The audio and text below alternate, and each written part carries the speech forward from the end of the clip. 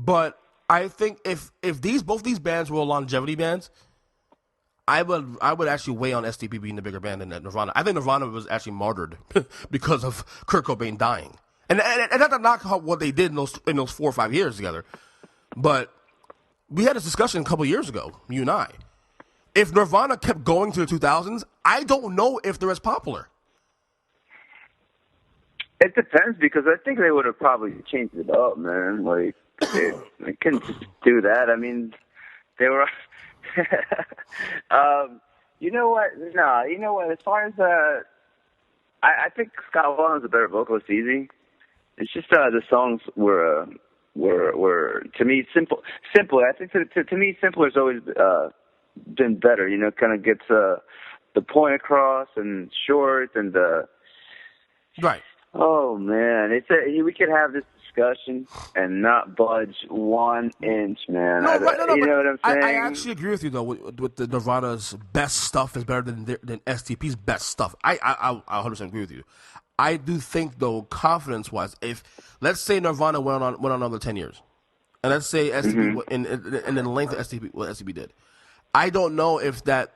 I think that balances out. I think Nirvana may have come down a little bit to the STP's level just a tad because of I think the talent of STP might win out at the end. Although, you know, I say that and forget that Dave Grohl came out of Nirvana and he's probably the greatest ambassador of rock music in the last 30 to 40 years, honestly. Dave Grohl's amazing. Not just the music, but there's also just who he is and how he keeps it real, dude. That guy keeps it fucking real, dude. Dave Grohl just seems like he has just somehow I think his persona, man. I think it's convoluted, man. I don't think it's real. I don't know, man. I don't know the man, so I don't know. But you know who Scott Weiland's gonna be, man? Scott Weiland's gonna be Ian Curtis. That's who. You know who Ian Curtis is? The guy from Joy Division.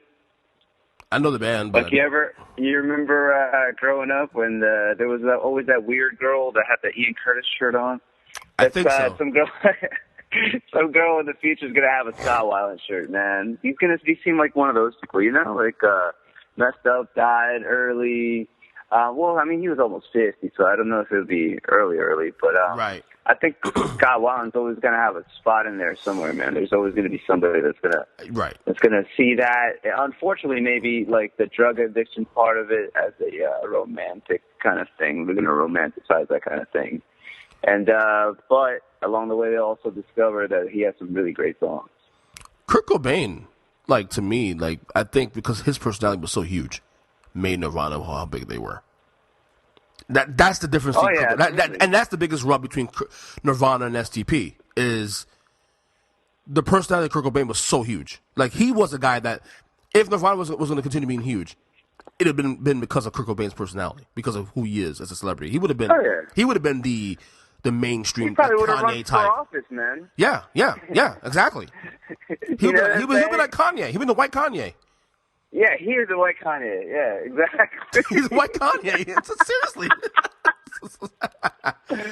Well, I'm glad you brought that up. Brought this topic up because like you and I had a discussion a couple months ago on text about the Beatles, and you know you and I have gone back and forth. Like I like the Beatles.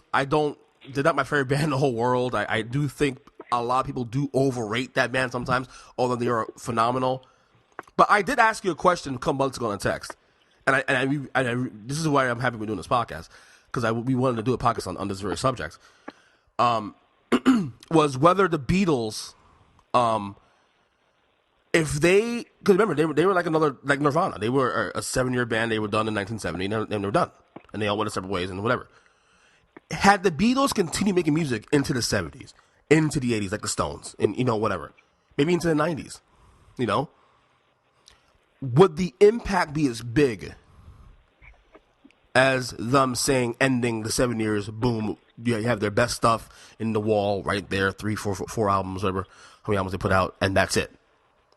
Would we actually view the Beatles the same way as a 30-year band as opposed to a 7-year band? Well, see, I remember you told me initially, I said, yes, but based on the strength of their old stuff. You know what I mean? Like that's my opinion. I'm sticking to it. I don't think it would have diminished the strength of the songs. I mean, it's not like they were. I think even if they would have faded away, kind of, they would have still been totally revered for their old stuff. Yeah, but you know, we have all these artists who make it a long time, and then we get to the point where like we start panning their material later on because they're not as good as the early material, so it dilutes the success a little bit in our eyes. That's the thing. That's the thing I'm trying to figure out, because there's a lot of artists and bands like, okay, Metallica is a perfect example, because within the metal community, they're looked at as their first 4 albums is like the Bible of heavy metal, from Kill 'Em All the way through Justice for All. And then the Black Album came out, and that was their mainstream record. And I mean, obviously, hardcore fans may have not liked it, but the mainstream loved it. But then you get back deeper into the discography, years into it, you go to Load, Reload, and Insane Anger, and all of a sudden the narrative is now Metallica sucks because they put out this shitty material in the late 90s and the 2000s, so they suck now. And then it starts to dilute the early success. Whereas one of the things about Nirvana and the Beatles, which they have the advantage of, is, well, we put out material for a couple of years. It was great material, and we ended it right there. Kind of like the Chappelle Show in a sense, too, for me.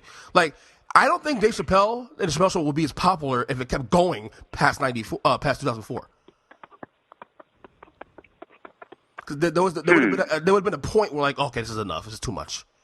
Oversaturation. Yeah, maybe. You know what? You might be right. I mean, especially with Chappelle's Show, I wish I would have kept on making that show forever, man. Like, let's say Metallica ended. Okay, maybe not Justice for All. Let's say Black Album, because that was the biggest mainstream success. It may have been the best, album they've done in terms of creativity, but in terms of the mainstream was the best. So let's say Metallica ended there. Now, and that's a 10-year career, really 8 years to think about the album release to Kill 'Em All. But okay, they're looked at as probably the greatest band of all time at that point. Like, okay, that's their 5 albums. They were phenomenal. Goodbye.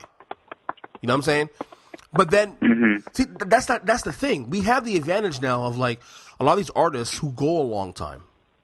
And as they go on, because the later work doesn't, it doesn't measure up to the old stuff that was, their brilliant powers. We start diluting the old stuff because it's not good enough, because the new stuff's not good enough. And that's the thing I think the advantage Nirvana has, that's the advantage the Beatles has, is that they didn't have a long career in terms of that band and that project. So all you really have is their best stuff, and that's it. And you have that to run on.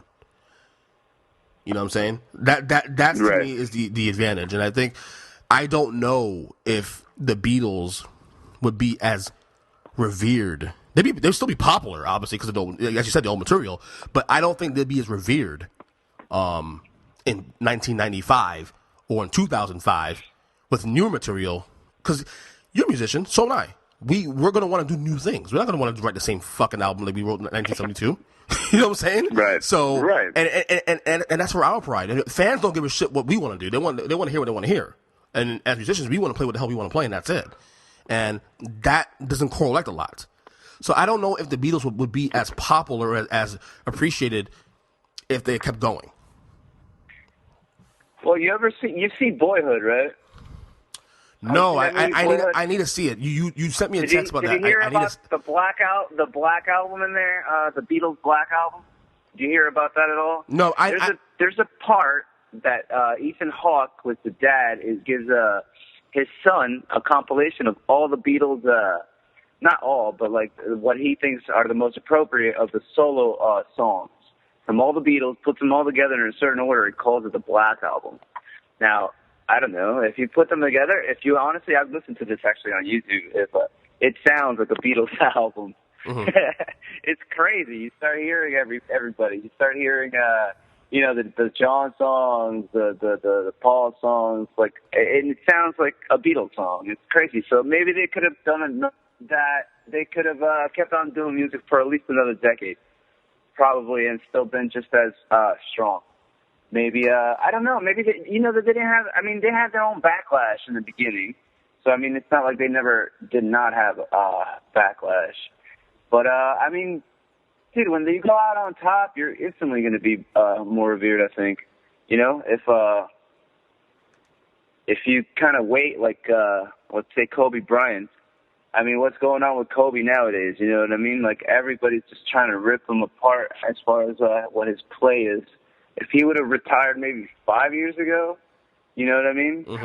How much better would he be looked at? You know what I mean? Exactly. And the thing is, what he does now shouldn't affect what he did before, because, you know, what he did before should still be counted as greatness. Yeah. It shouldn't, and that's where I was. That's kind of what I wanted to look at. But I mean, the way that you put it across kind of made me change my mind, because people are always gonna look at have that what have you done for me lately attitude anyway. So or as I call it, America. America. That's how it is now, man. I mean, everybody's thinking that's how. Yeah. Land of the free, home of the weird. Home of the weird. I don't know if you find. I don't know if you know about this. Coldplay is playing the Super Bowl halftime show. Yeah, you told me. I didn't know until you told me. That's weird. I guess they need a nap. They're going to have a nap. The whole crowd's going to fall asleep. Well, you know what's funny? Everybody hates. I went on Twitter when it was announced. I went on Twitter, and everybody's panning it. Everybody's pissed off, and I'm thinking, I think it's not a bad selection. I think everybody is so dismissive about the whole thing that I believe that they're going to come. They're going to have a pretty decent halftime show. I think they're going to be pretty good, actually. I'm sure they'll do fine. I'm sure, but I just don't see a football fan listening to Coldplay. You know what I mean? It's like they almost never have somebody that a football fan would listen to. You know what I'm trying to say? Well, it's not like they're playing the wild card round. They're playing the Super Bowl where they're more eyes. Prince back, man, honestly. Well, that's what I said like a couple months ago, or at least Bruno Mars. Has he ever played it? Yeah, 2 years ago. He was phenomenal. Oh, I missed that one, man. You need to check it out. Oh, no, I didn't miss it. No, I saw it. Yeah, it was pretty good. It was really good. But he's entertaining. You know what I mean? There's a show. I don't know, man. Coldplay makes me go to sleep, man. Yeah, but you have to figure they're gonna try some cool stuff there. I'm sure they're gonna try something on what with their stage show. Yeah, I mean, hopefully they bring Rihanna out or something. That'd be awesome. You never know. It might be attached to somebody. Like last year. Katy Perry brought Missy Elliott. Yeah, no, that's what I'm saying. Yeah. Oh no, that show was awesome. Missy Elliott saved that show. I mean, Katy Perry was pretty good, but Missy Elliott saved that show last year. Yeah, man, I remember that. Prince is like the three. I've always said, it remains true still to this day. The three best Super Bowl halftime show ever is still Michael Jackson '93, U2 in 2002, rather, and Prince in 2007 in the rain. I was gonna say, like, if you're gonna have Coldplay, why don't you have U2? But I guess they've already played it. Well, it's been 15 years though. Yeah, but they're Rolling Stones. They're the Rolling Stones, man. The Stones played it too. The Stones played in 2006. Actually, the Stones. I would rather have the Stones play than Coldplay, honestly. Really? They played it and it sucked. Yeah, man, the Stones are awesome, man. Have you seen Mick Jagger? He's still dancing like yeah, crazy. But dude, they played it 10 years ago and they sucked. I couldn't stand watching it. Dude, have you seen Charlie Watts drumming? No. I don't know how that dude's still alive, man.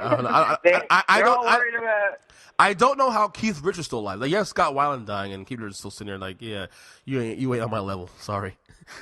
Yeah, see, that's because he's the head vampire, man. He's gonna live more than everybody. He's gonna outlive everybody. Bro, he's like he is a vampire, man. He might be dead. We just don't know it. Actually, he is dead. I'm doing the Weekend at Bernie's thing.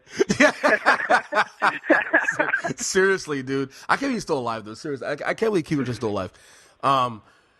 But I think Coldplay, I think people are so dismissive of it, I think they're going to be actually pretty good. I think they may have the most underrated show we see. Trust me. I just feel it. Yeah, I'm sure that they're going to be great because I'm going to be drunk, so anything that comes up is going to be all right. Well,